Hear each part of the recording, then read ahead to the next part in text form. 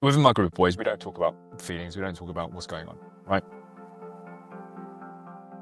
The other day, I talked to him about what's actually happening in my life, like the struggles that I'm actually facing.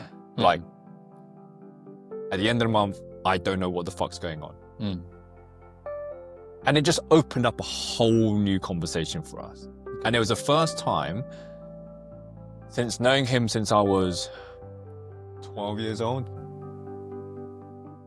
All that time, I've never really connected to him in that way. Yeah. And it was nuts. Like just being able to go, do you know what? I'm just going to be vulnerable for a bit. This podcast is for education and information purposes only. It is not a substitute for professional medical advice. Welcome to the Motherhood Clinic, a podcast about caring for mothers after childbirth, led by clinical experience and real life stories.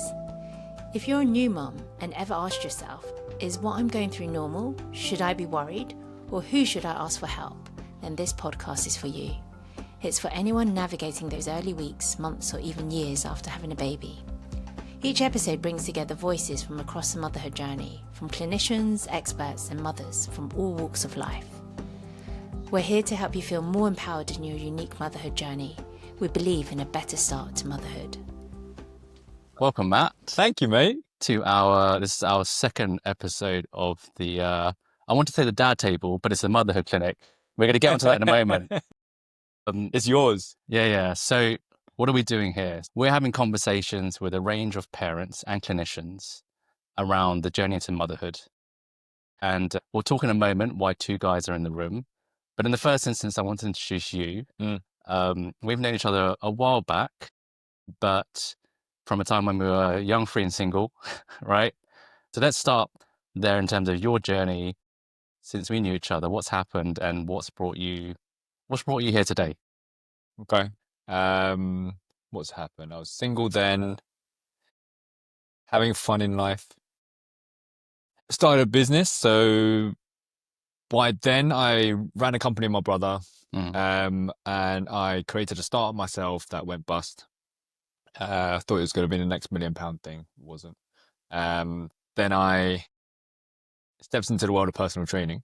And then from personal training, I did personal training for about 2-3 years, because the reason why I did it for 2-3 years is because previously from the startup that went bust, I realized that I needed to be in an industry and earn my stripes. Yeah. So understand it a little bit more. So I worked at Virgin Active for a short period of time, and understood the industry a lot more. Kind of figured out what I wanted to start. If I did want to start a gym, what was missing in the industry that I felt that I could provide. So then, after a few years in Virgin Active, went freelance as a lot of personal trainers do.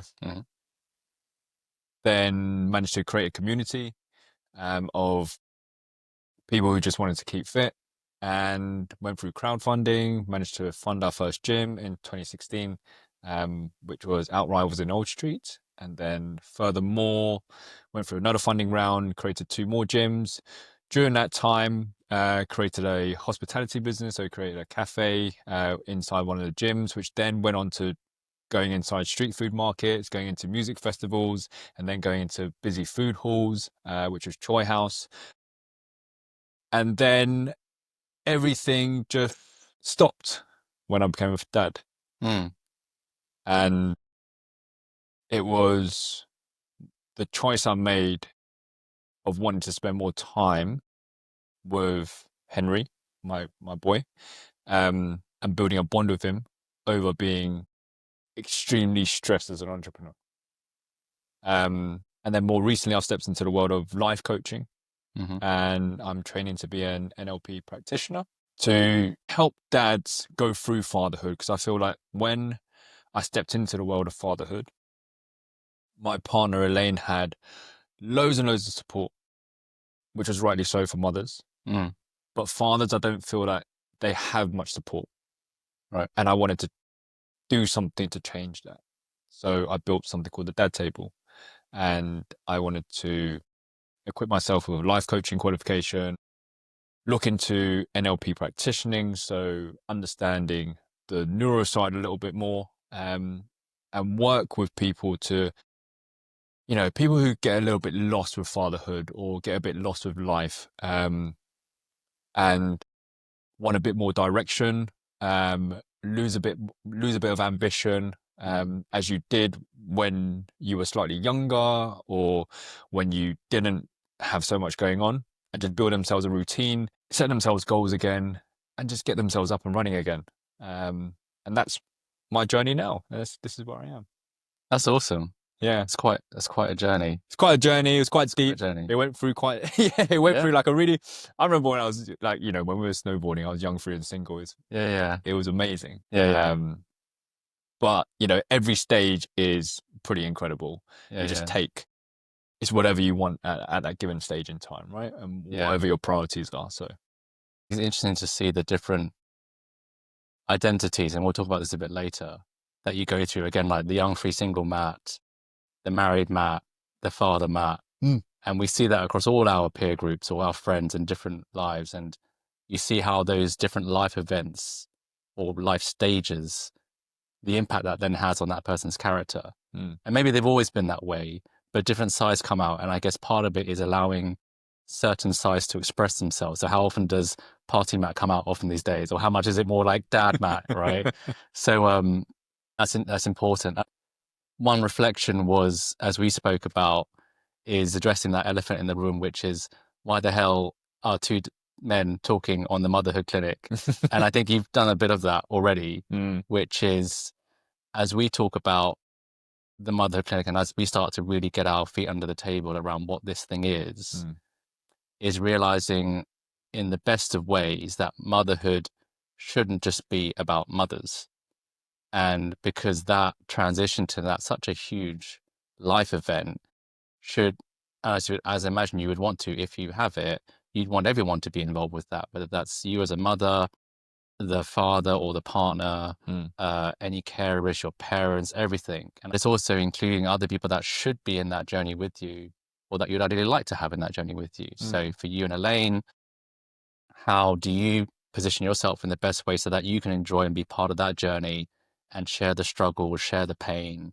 And as you mentioned correctly, like there is also the other side, which is the journey that fathers go through, and how do they be part of that? So when I saw that you were doing the dad table, I thought that's fantastic. You've had a few rounds of these already, right? Talk to me a bit about what you're seeing, who's coming. So I think we're on to our 5th or 6th dad table. So it's been really nice actually. So we've seen dads come back and just wanted to join a conversation. We've had dads come in for the first time to say that, they've never really had anything like this. What makes me laugh a lot of times is when they, when people say, we do a check-in in the beginning and then they're like, oh, hi, my name's so-and-so. Yeah. My wife saw this on Facebook and told me about it. Oh, okay. Now I'm here. Yeah. So it's really funny. And then she told you to come. Yeah, she told me to come. And then and then they really enjoy it, and I just don't think it's an experience that they've ever had where you go into a room with 6 very random strangers, or 8 or 4, however many people we've got at that table. It's a maximum of 8, so everyone gets heard, everyone gets a chance to speak. Good. But I don't think they've ever been in a room where it's just complete strangers just talking and being very open about fatherhood. The struggles that they're currently going through, the wins that they might be going through, just not ever being able to be vulnerable, to a group of men, and it's just really nice to see. People bring a lot of deep struggles into the table. And people are just there, and dads are just there just to listen. And there's probably a thing where if you can just let things out, let things off your chest, you probably feel much better, even if there's no solution after that. And I always say in the very beginning that one of the guidelines for our chat is that if anybody does share something, let them be the person to ask for support. Don't jump in because support might not actually be needed at that time. And it's happened so many times, and people feel much better afterwards. There was a person who came 2 weeks ago, came back last week, and they vented because they were going through something, which is actually going through courts, and they said that I came back and I felt great. Awesome. So that Okay. in itself is a win for me. Yeah. Being able to set up a table to be able to just let people vent. That's awesome. And there's two reflections on what you've just mentioned there. One is a natural tendency, and I'm generalizing to guys because I do it, so I'm just general that everyone must do it, is to provide a solution. Because you see a problem, you want to try and solve it. And I want to say guys typically try to do that, or they go straight there. Or okay, let's just say I do that. Let's say it's a bit on me. I do that a lot. It's quite hard to learn that skill of actually just listening. That's the first thing. And how do we get better at that? The second thing is this whole sense of vulnerability in men. And, we'll talk about modern fatherhood and what that means. I remember hearing, it was Trevor Noah talking about how guys tend to bond together. And we don't go out for a drink and just talk about our feelings, right? It's not how guys tend to do things. So again, that's how I do not do it. We tend to have a thing. It's useful to have a thing to talk over. If I like playing poker, for instance, and I'll have a poker night, but we're doing poker and I'm chatting to you. I'm not chatting to you just like this. This is quite an alien setup just to sit down and talk about our feelings. It's not my usual way of connecting with other guys. But if I'm like, let's go for a drink, or let's have a game of squash, or whatever, but there's an activity that we can then talk about. Hey, what's going on with you and the kids and what's going on elsewhere. But there's something that is conducive to the conversation as opposed to just us talking. So have you found that when you have the dad's table that's been quite a natural thing, that a setup that people are actually, you know what, you've set the space and you've set the tone that we are just going to have a conversation. We're not going to have a drink or do something. And how have people ease themselves into that? Have people found it quite easy to come on board, or have they just taken their leave from other people in the group? How's that come about in the discussions? So in the beginning, we always start off with everybody doing a check-in. So the check-in is saying who they are, where they're at. They might want to share a struggle, they might want to share a win. Yeah. There's also never any agendas or any topics that gets started that gets shared. And basically, from a check-in, people then just start venting. Everyone knows, what I think is that everyone knows what the dad table is for, as in they come to the table to be able to vent and just say anything they want, right? And you're so right in terms of when you go with a group of friends and let's say you're at a poker game or you're at a badminton game, or when I meet up with my old school friends, we just talk about being in sixth form and the crap that we got up to in sixth form. And it's a great laugh, right? But we don't ever talk about how was bath time with your daughter the other day, or we don't talk about, do you know what, the other day Henry, like, he was just kicking off and it really got to me. I've never said anything like that. But I will say that very openly on the dad table. Because I think the people that have come to the dad table just realize what it's for. Then it kind of makes me think, actually, it's quite needed. And it just makes me want to do more. That's good. I want to do more and more dad table because of how needed I think it is. It allows people to be vulnerable, which guys never really do. And it actually stops people from doing, and it's not just you that does that. I do it too. Wanting to provide a solution. Yeah. It just stops people from providing a solution. Just listen.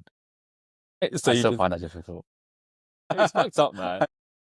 You've talked about a problem. I'm trying to help. You're not helping. Yeah. I find that in my own relationship that with Elaine, that I always try and find a solution all the time. And it's only after therapy, we go through couples therapy and like,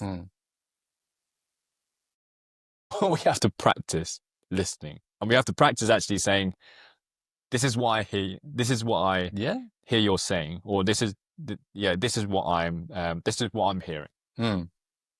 And that is quite powerful, those words, right? Yeah. Because it actually makes you think, okay, do you know what? I've just got to listen. I don't actually have to provide anything. I just got to listen. Yeah. But then post that, what happens when you go, okay, this is what I hear you're saying. This is what I think should happen.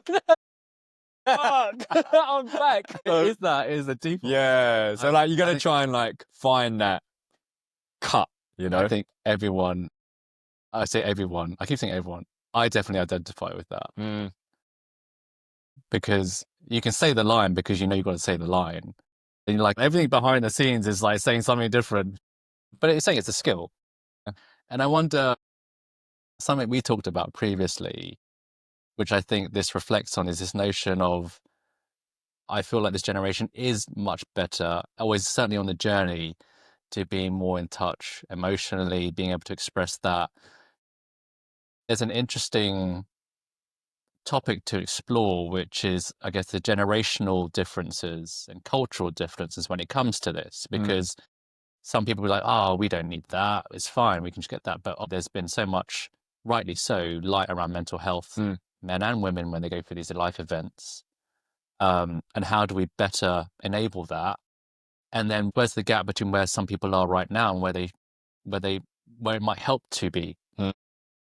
So again, I'll go back to senior figures that I know that I look up to, and I could never imagine them uttering, this is how I'm feeling. They just get down, they do hard work. And I'm not saying there's a better or worse view of that. I'm just saying it's different. But I'm acknowledging that now we're in a time where it is more acceptable. And particularly during COVID, you would say, hey, how are you doing? And businesses and individuals are just so much more live to that. It's just more an interesting reflection on where we are today in this generation and culturally, because it's not necessarily the norm. No, and then you talked about an old stigma. You talked about the old generation and how they used to deal with matters, right? Yeah.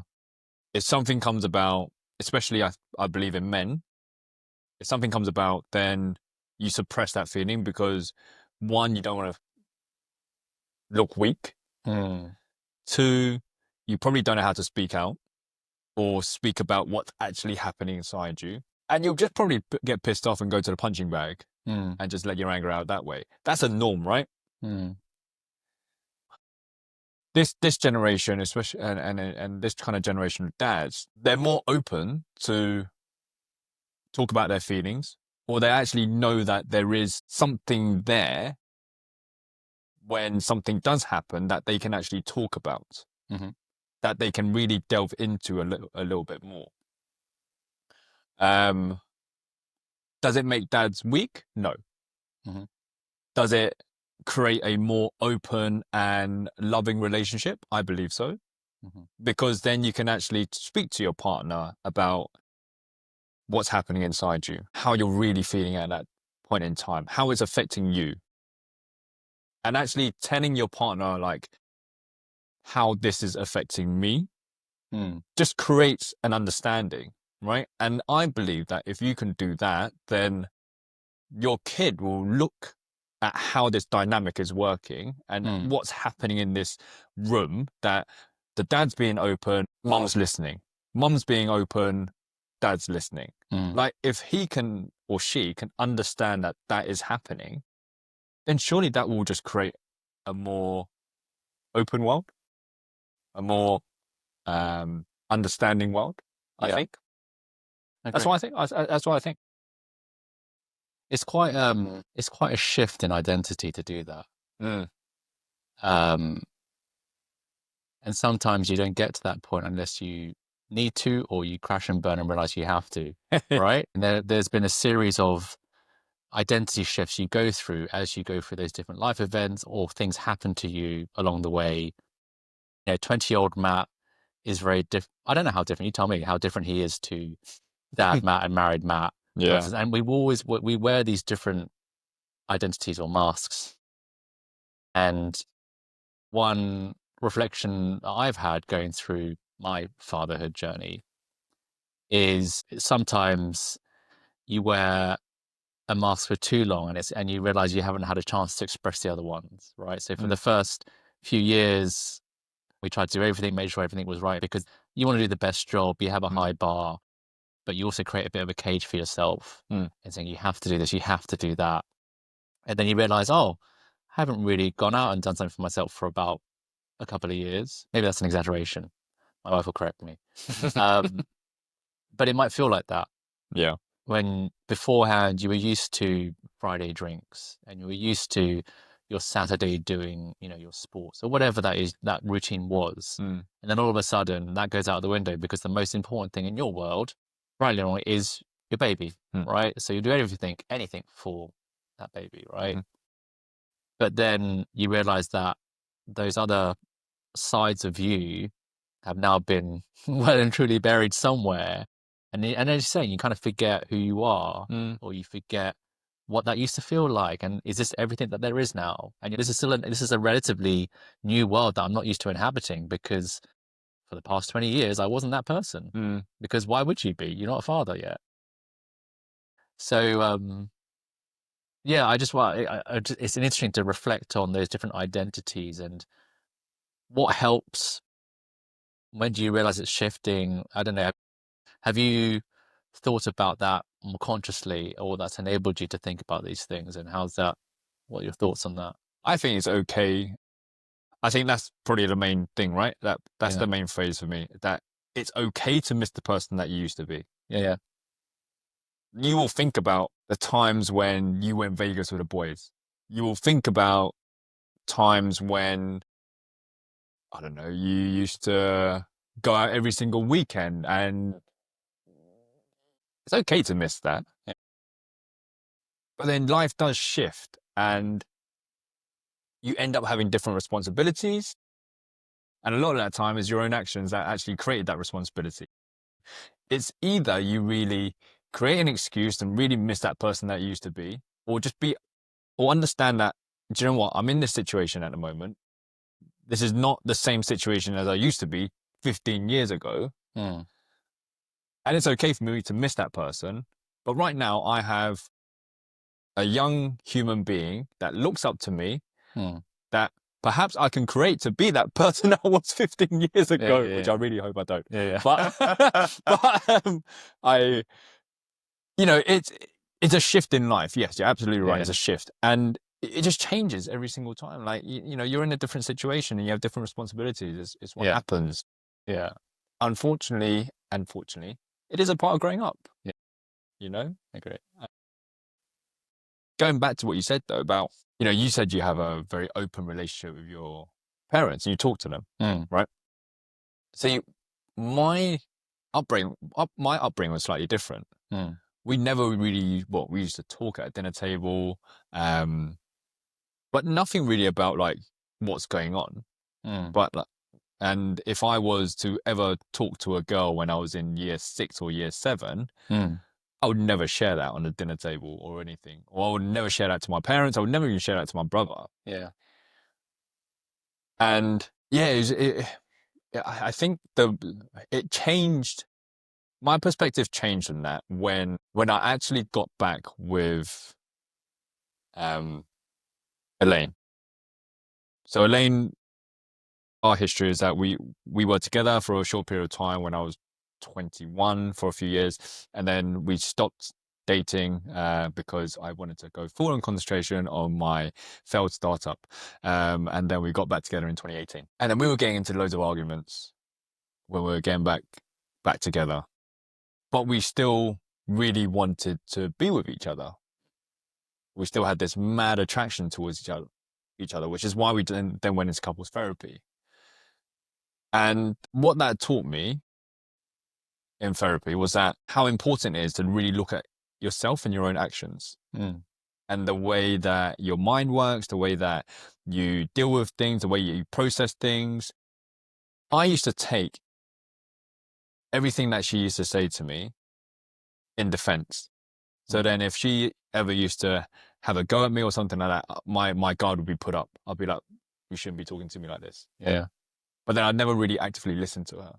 I never really listened to how my actions actually made her feel. Yeah. And then I kind of delved into, okay, why do I do this? Like, why I'm actually potentially damaging my own relationship by being the way that I am. And then you look into yourself and you think, okay, maybe I need to change like this part of me, because all you are doing is really just changing a behavior of yourself. Yeah.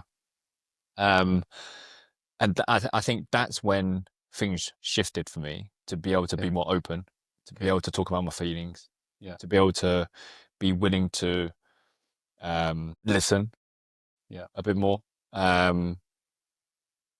Being an entrepreneur for so long, being the boss for so long, you're always giving out orders. You know, it's really hard to soak in what other people are saying, because you're like, okay, I'm the boss. I'm calling the shots. This is how this company is run, blah, blah, blah. Yeah. So doing that for so long, I think I probably just took that home, and I probably just I wasn't able to be a very different home person to a work person.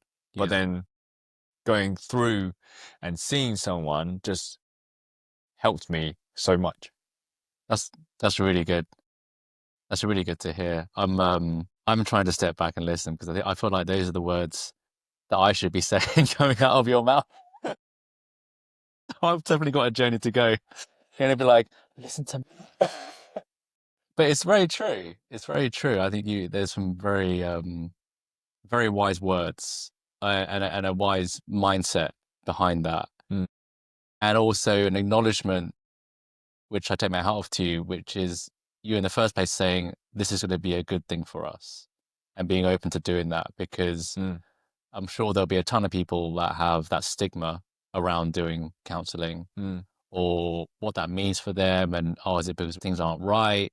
But actually what you're doing is you're charting a path where you're saying, I want to be better for what I am now, and seeing that as a point of strength as opposed to weakness, and as a starting point to get somewhere better. But that takes a lot of patience, reflection, insight to have that. And I can think about other experiences that I've had where, again, it's the perspective you put on it that makes it a good or a bad thing. Whether it was deciding to, leave work, pay, a decently paid salary, and start something new, and be like, okay, why am I that? Am I just abandoning that and just leaving that because I don't think I can cope? Or is it more like actually you made a decision that you want to try and do something that's more aligned with how you want to live your life? Same situation, very different outlooks.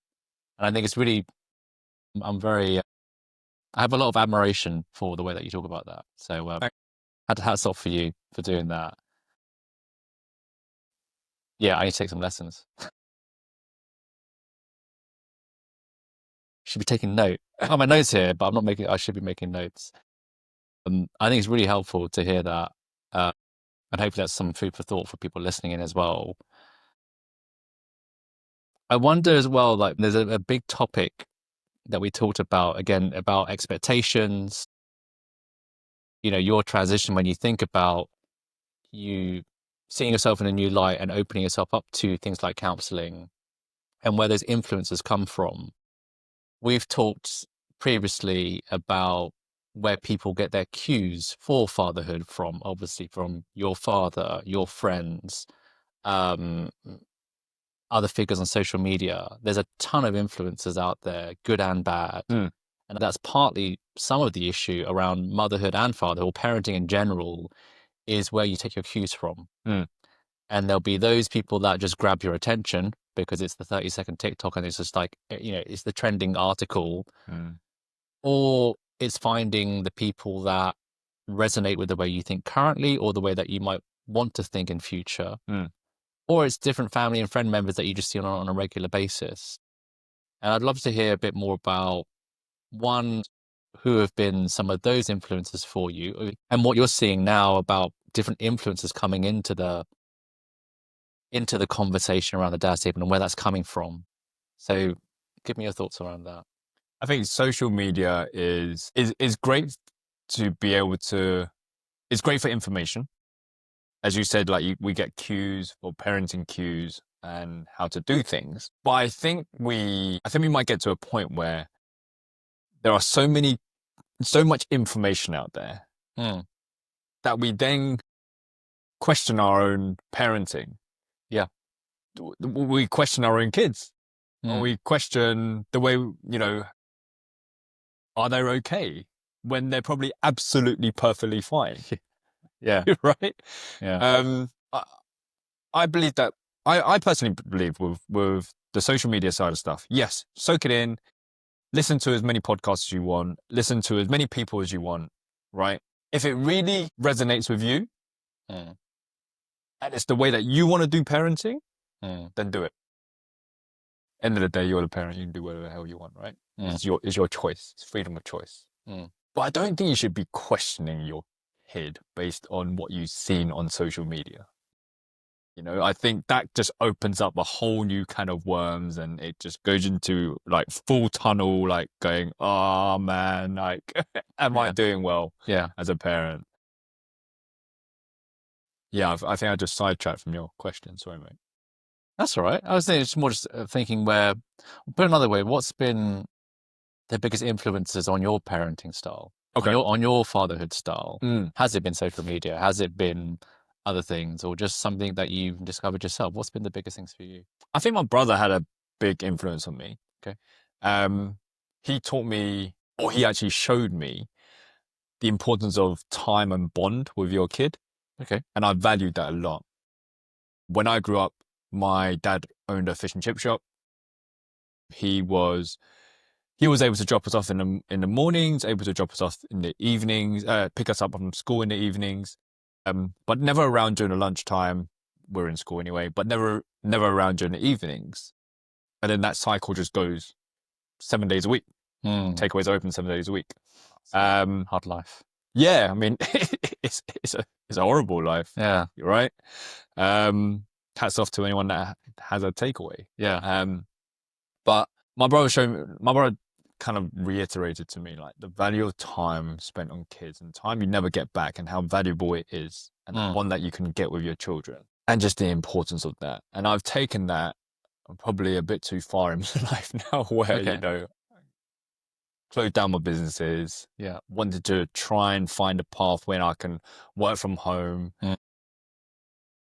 We have outgoings. I'm picking up jobs wherever I can at the moment just to make ends meet, my side of the ends meet.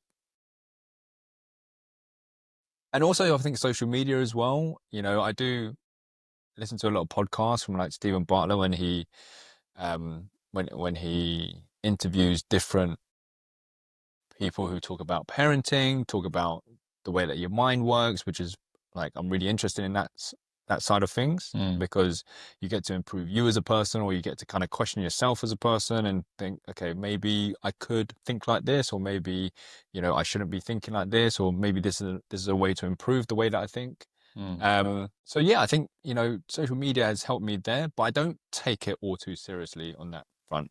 I take what really resonates with me and what I'm comfortable doing, and then put it into practice. Good. And go and then go from there. And I think that's pretty much where my parenting style comes from. I'm very grateful when I have the dad table, actually, and when you think you have the biggest problem in the world, like the biggest issue that came up over the past week, and it pissed you off, like, let's say Henry had a tantrum and you were trying to do bath time and he was just shouting for his mum. The way that it made you feel at that very moment in time was absolute shit, and you probably think that was the worst thing that could happen right there. But then when you go onto a dad table and you listen to what other people are going through, you are so grateful for your own setup. Like, I hug Henry afterwards every single time, because I'm like, wow, like, I've got it okay. Yeah. That's a big point there. I wanted to, if I could, go back to something you mentioned about how your brother had shown you the value of, bonding with your kid. How did he do that? Was that just demonstrating that and you just observing it? Was it him talking through with you? It's an important point, because how do people learn? He would say it multiple times. Okay. So he would be explicit about it. Yeah, he would Okay, talk about good. it. He would say it multiple times because he moved to Hong Kong in 2018. He had 2 kids by then. One was very young. And I always asked him why he did the move. A big reason that he said to me, among many other reasons, was that time. He was able to spend a lot of time with his kids with that. Even when his first was born here, I saw him being able to spend a lot of time with his eldest.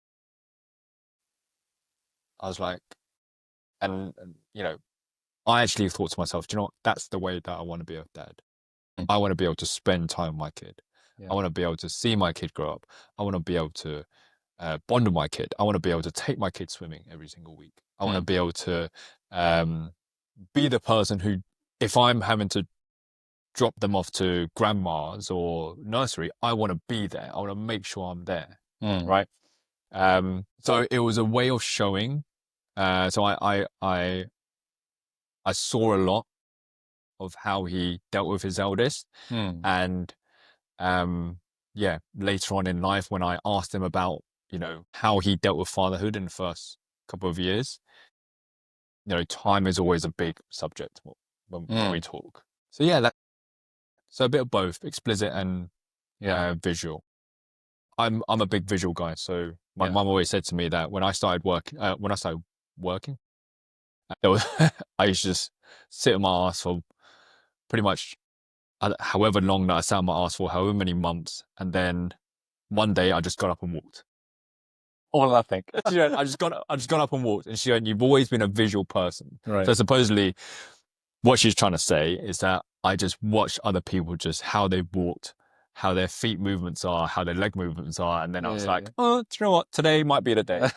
It's gonna go. I'll do that. Yeah, I'll do that. and then I think as I've grown older, I'm definitely more a visual person. I learn visually. I can see that in Henry, that he's a very visual person. He'll sit and analyze the room. Or when he meets a new stranger, he'll analyze you. I like that. He won't be like, "Hey," well, he Yeah. can't say "hey" yet, but like he won't like wave and say hi. There's some kids that might say, like some toddlers might, when you say hi to uncle, they'll be like, kind of thing. He ain't doing that. He'll just look at you, like, Checking you out first. he's like, "Are you okay?" So I think that's a lot of me and him. Nice. Nice. There's an important topic here when I think it's great when you have the choice to do that, because I don't think any expectant parent or budding father would say, I don't want more time. Well, actually, there might be some. Got like a real shit having a kid, but no. But most would say that, hey, I would love to have more time to do X, Y, or Z. A lot of people feel that they don't have the choice to take more time. I mean, who wouldn't want more to have time? And there's two parts to this. There are some people that is a perceived thing that you can't do that. Some people, they've got the mortgage, they've got the kids, they've got the cars to run, they've got you had your businesses going. And that's going to be forever just something over your shoulder lurking there. And maybe that time with your kid is at odds with, I just need to be there to earn some money. It's more of a reflection about how we lead our lives in what we hope to be the best way, and how you start to confront some of those perceived musts, and also how you tackle some of the real musts. Who are talking from experience, we're setting up the motherhood clinic. It's not generating anything right now. And we're sacrificing what used to be, one person's household income. And it is very difficult to operate in these days on one salary. And so it's just the acknowledgement that it's absolutely the right thing, and it's good that you appreciate and have an aspiration of what you do want. I want more time. I want to be a better husband. I want to do X, Y, and Z. But then how do you, and I'd love to hear like how you navigate that journey between what you want and what you just have to deal with in front of you. the payments, the stuff out the door, and how you navigate that tension. Um, how's that been for you? This is the first time I'm in that situation. Yeah. Right. And the way that, okay, I think it's down to the person. I think it's very down to the person, right? Some people, yes, have a full-time job and they might be the only person bringing income, and they might not be able to spend time with their kids. And then they're going to be like, do you know what? I can't stop working, and I can't spend time, and which means I can't spend time with my kids. What I'm finding more and more is that there are ways of making money everywhere. And it's really down to personal choice. I signed up to be an Amazon Flex driver the other day. It doesn't pay great, but it can pay enough to then just pay your way. And you can sign, and it's so flexible. You only, this might be me promoting HR for their jobs. But like, you literally just sign up and you watch a few videos and that's probably why your Amazon parcels get lost. But it's so flexible because you can choose the hours that you work, that you want to work, choose the days that you want to work, and it shows you how much you'll get in for that slot. Right. And you're like, okay, cool. All right, I'll do that a few days. I'll do this a few days. Maybe you might want to work in a warehouse in the evening. Yeah. Maybe there's a Sainsbury's around the corner that you might just work in a warehouse when your kids are asleep, your partner's asleep. Maybe you might want to do that. Yeah. I think it's just personal choice at the end of the day of what you want to do. Look, for me, I've gone from being an entrepreneur to potentially delivering your Amazon parcels, right? But also in the background, I have the dad table running, building my life coaching business, building my NLP business. I know that this bit in my life is just going to be temporary. I have had to lower my, dare I say it, the way that I see myself, because I've come from being, someone who owns a company with multiple sites, being the top person, thinking I was the Jeff Bezos, to now going, do you know what? I've just got to be I've got to be an employee, and it hits hard, right? But then you look at what you're doing it for and why you're doing it. Good. And then you can see that, okay, do you know what? This is just temporary. I've just got to do this for a bit. Yeah. There's no shame in it. I've just got to do it. Good for you. You do it because the way that I see things is that if you don't try, you'll never, ever know. Right? I gave out 3 free life coaching spots yesterday. When I used to watch these videos of like coaches saying, I'm giving out 10 spots, or I'm training 5 people for free. I see personal trainers do it all the time, right? I was like, this guy's a wacko. But then I'm like, do you know what? It just builds a business. Like, you just have to do it. You just go try it. Yeah. You don't try it. You look back in a couple of years' time and go, oh, I wish I gave those free spots. I wish I gave this life coaching business a go. Yeah. And perhaps I could have done an Amazon Flex job where I can, just make my ends meet for a small period of time. Just a real hustle, a real grind for a small period of time for the greater good. Yeah. Right. If you can switch your mindset to do that, then I think, you've opened up your world, man. I think that's great. I think there's a lot of important points to unpack there. One, again, I really like I really admire the way that you look at things. The first thing I would say is that sense of resourcefulness that you have. Because you're saying there's, whether it's the business, whether it's finding side gigs, what's important when you feel like your back's up against things is not feeling trapped. And that, again, we talk about this freedom of choice, but even in the worst of spots, there is a choice in there somewhere to do something. And I remember being taught that there's a consequence of doing something, which seems a bit risky and a bit scary. And, when I close that gym, what's going to happen? And that's the consequence of your actions. But there's very much a consequence of doing nothing as well. And people don't realize that there's a real consequence of just sticking somewhere that you're not happy. And that is having an impact. So whatever you do, whether it's something or nothing, Mm. there's a consequence. But at least you get to choose which action you think you would prefer to take that has the hope of doing something. So I think that's I take my hat off to you for making those tough choices. The other thing is so important about how you see yourself, because I can absolutely identify with that, and I hope a lot of other people listening to this can as well. As you said, at one point you're the boss of a gym. The first thing when you meet someone, what do they say? Oh, well, hi, what's your name? What do you do? And that's your identity. Mm. You know, I'm an entrepreneur. I'm a new business founder. I'm an Amazon driver.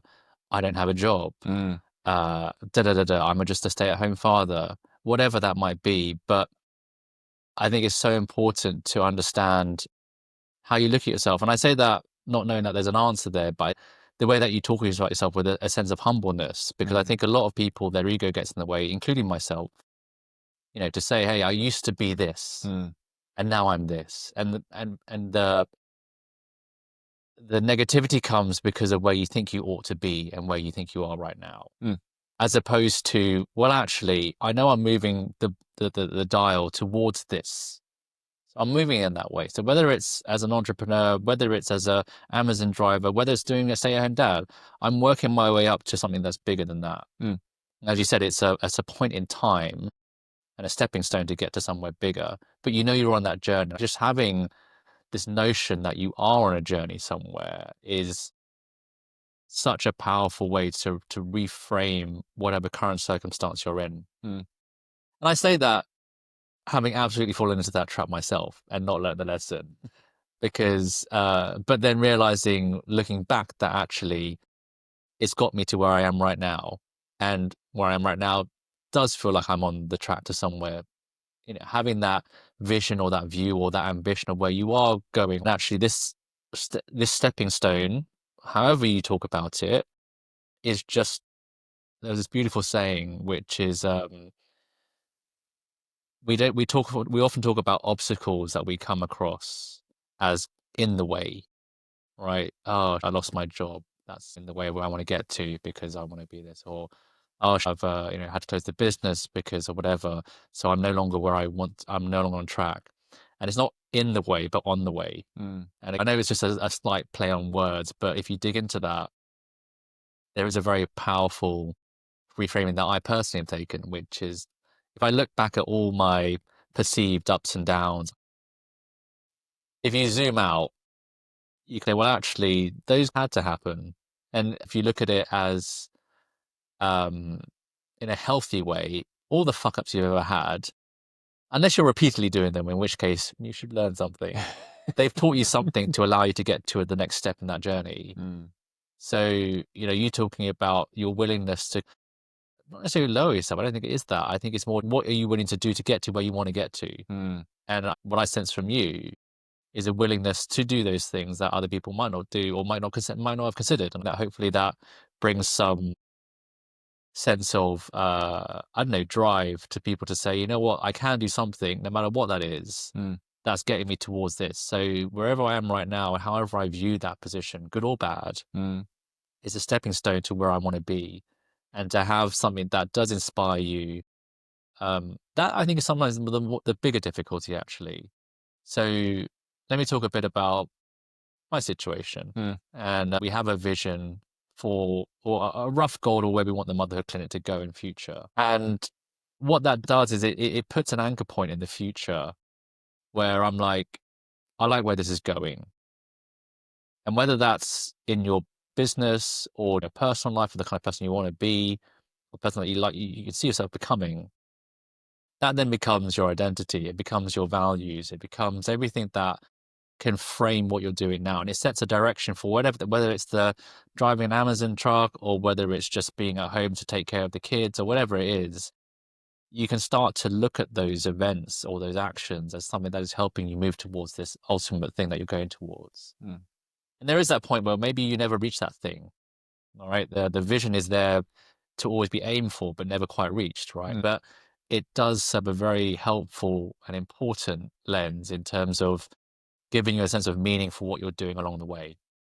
Because the worst thing is to just do stuff I remember when I first left my job, and there was a couple of months where every day it was so miserable. Like I was just talking to recruiters, and they're saying, no, we're not hiring right now. And I thought, well, look, I used to be this partner and I used to be this and I used to be the head guy. Like, don't you know who you're talking to? And, and you look at yourself like, oh, maybe I'm not that. Um, but after a while, if you do a bit of work to figure out where you'd like to be in any dimension of life, it helps to then give a more internal sense of drive about what you're doing and why. And so I found that personally a very huge sense of value. It gives me an identity. It gives me a sense of purpose around the actions I'm taking. Sometimes when you've done something and you can't see what is contributed to, I would find it very difficult in those periods to go for a drink at the end of the day, or to let my mind go. It's an important thing, especially given that you've had your own businesses, and often we tie the meaning of an action to the outcome it drives. But sometimes you won't see that outcome for many years, or if ever, right? Because you can't determine where this thing might go. And so I just think it's an important thing to think about. And it's something that I've personally, I wouldn't say intentionally done, but I realize the value of now. How does that sit with you? Yeah, I think context is something that we never consider. Yeah. So you talk about, when you meet someone and you say, "Hi, my name's Matt. I'm unemployed." Yeah. We always care what the other person might think of that. But we don't actually realize that behind this unemployed state or behind this Amazon driver state, there is this huge context about probably why it's happening that could inspire or could actually open up a whole conversation. Right? I have a friend that I've known since secondary school. He's in my group of boys. And within my group of boys, we don't talk about feelings. We don't talk about what's going on, right? The other day, I talked to him about what's actually happening in my life, like the struggles that I'm actually facing. At the end of the month, I don't know what the fuck's going on. And it just opened up a whole new conversation for us. And it was the first time since knowing him since I was 12 years old, secondary school, right? 12. I'm 38 now. All that time, I've never really connected to him in that way. Yeah. And it was nuts. Like just being able to go, do you know what? I'm just going to be vulnerable for a bit. Yeah. I'm just going to tell you exactly what it is and just not give a fuck about how you feel about me. Because, we've known each other for coming up to 30 years of our lives. I've known you that long, but I'm just going to tell you how it is. Yeah. And it just allowed me to actually just go, we're connecting a lot more right now. And I think like context, you forget, one, we care about too much what other people think. Two, there is always a context about why people do things. That story can actually be quite interesting and can actually open up a conversation. And funny enough, when you're vulnerable, the other person is more likely to be a little bit vulnerable to you too. And then actually just opens up a really good conversation. Good. Yeah, it's amazing, isn't it? I think this might be a nice way to round out the conversation. We haven't had a chance to connect this, and all of a sudden we're jumping right in. Yeah. But it's quite a natural thing after a while, isn't it? I think it is just getting used to, if you find value in it, which I think a lot of people will, is finding that means to do that in your own way. You've certainly been on a journey to get there and are still on a journey, as we all are. Really like the way that you have perspective on those things. I had a lot to be taken from that. Again, take my hat off to you for that. But thanks, mate. We'll do many more of these. There's a lot more there. I know we talked about. There's loads of branches that open up. Do you want to talk about how, I know you advertise on Facebook and LinkedIn around the Dad's Table, but do you want to tell people if they, if people hearing do want to join, what they look for, how do they find you? And so if you just go onto our Instagram page, which is at the Dad Table, and then there's a Calendly link, and then you just literally click on that link, sign up for the Tuesday that you can do, and then that's it. It's free of charge. It's an hour of your time, 7:30 till 8:30. every Tuesday on Anything Zoom. and everything. And you can participate in any part of the world. Awesome. Thanks, buddy. Thanks, man.